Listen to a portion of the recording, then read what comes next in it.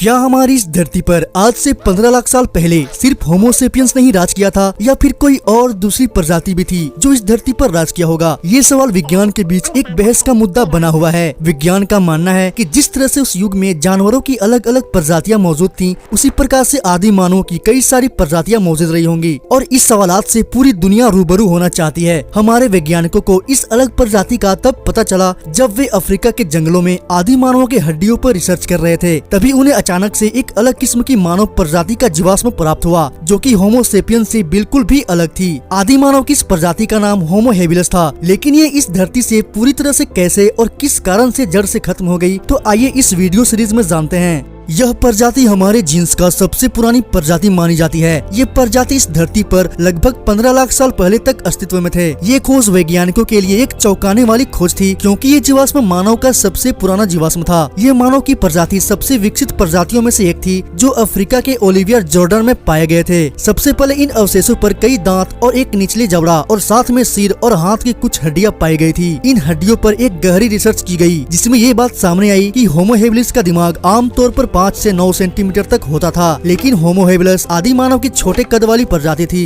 वैज्ञानिकों के अनुसार उनकी लंबाई आमतौर पर 4 से 5 फीट के आसपास होती थी और वजन में 40 से 50 केजी के आसपास होता था। अगर बात की जाए मादा होमो हेबिलस की, तो ये आकार में पुरुषों की तुलना में काफी छोटी होती थी। आदि मानव की इस प्रजाति के पूरे शरीर पर घने बाल हुआ करते थे। वैज्ञानिक का मानना है कि आदि मानव की इस प्रजाति का बर्ताव कभी कभी चिंपैंजी की तरह होता था और ये बाकी आदि मानव की तरह ही झुंड में रहा करते थे और अपने झुंड यानी कि समूह की रक्षा किया करते थे। इनमें से कुछ समूह ऐसे होते थे कि वे अपने परिवार की रक्षा के लिए कभी कभी अपने दुश्मनों को पत्थरों से फेंककर भगाने में माहिर थे, लेकिन कभी कभी वे गलती से खुद भी शिकार बन जाते थे। होमो हेबिलिस का शिकार उस समय में अन्य मांसाहारी जीवों द्वारा किया जाता था, जैसे कि बाघ, चीता, लगरबग्गा और शेर द्वारा। अगर बात करें इनके भोजन की, तो कहा जाता है कि आदि मानव जिंदा जीवों की मारने के बजाय पहले से मरे जीवों को अपना भोजन बनाते थे, जिसकी वजह से उन्हें मुर्दाखोर प्रजाति भी कहा जाता था। ये सियार लकड़बग्घा द्वारा मारे हुए शिकार चोरी करते थे। ज्यादातर ये माना जाता है कि होमो हेबिलिस अन्य आदि मानव की तुलना में ज्यादा मात्रा में मांस खाया करते थे, जिसकी वजह से इनकी ऊर्जा तेजी से बढ़ी और धीरे धीरे करके इनके दिमाग का विकास हुआ और इनके साथ और भी बदलाव हुए। और समय बीतते के साथ साथ होमो हेबिलिस की एक प्रजाति ने लगभग 8 लाख साल तक इस धरती पर राज किया, लेकिन आज से लगभग 16 लाख साल पहले ये प्रजाति इस धरती से विलुप्त हुए थे।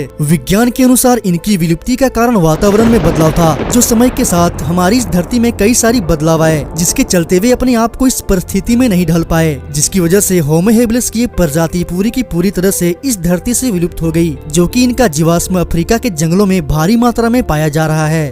तो दोस्तों, आज की इस वीडियो सीरीज में हमारे एक्सपर्ट से जाना कि हमारी धरती पर होमो सेपियंस के भी अलावा और भी कई प्रजातियां पाई जाती थी, जिन्होंने इस धरती पर साथ मिलकर राज किया था। मैं आपसे बार बार, हजार बार हर वीडियो में बोलता हूँ कि इस चैनल पर पूरे आदिमानवों का इतिहास बताया जाएगा, इसलिए आप इस चैनल को जरूर से जरूर सब्सक्राइब करें।